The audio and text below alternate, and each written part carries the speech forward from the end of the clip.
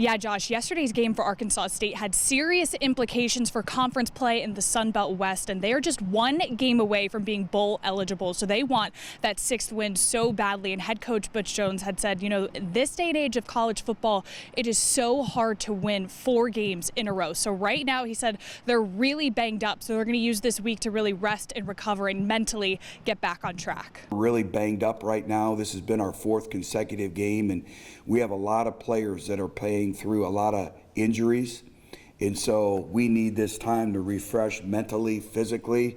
Saturday's game against Southern Miss turned into a pick party. Veteran quarterback Jalen Raynor was picked off 4 times and A-State fumbled on its first drive. But the Red Wolves' defense is what kept them in it, allowing just 6 points off those turnovers, picking off Braylon Braxton twice and coming up big on critical third downs. There's room to grow, including reading this 76-yard screen pass that led to a Southern Miss touchdown.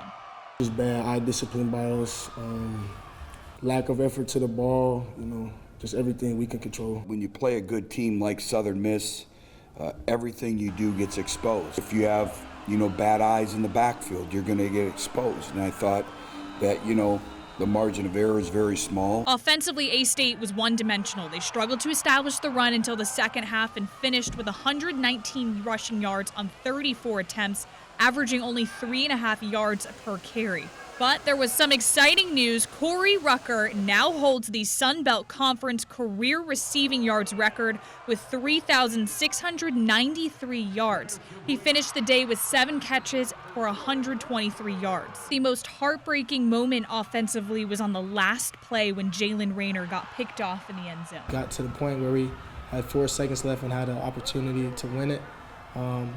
And I just got to give Tyler a chance at least.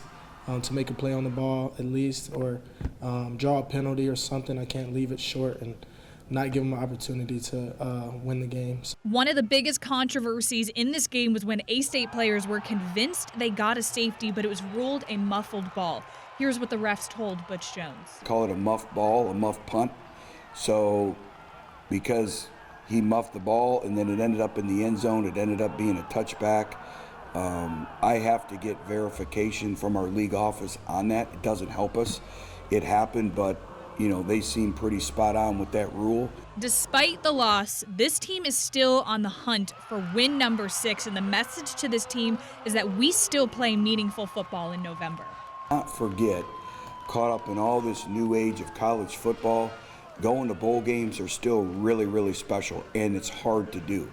And so we're looking to get to win number 6. Arkansas State will take on Louisiana at home for a 6:30 kick. And Josh, it's going to be really interesting to see how Arkansas State responds this upcoming week.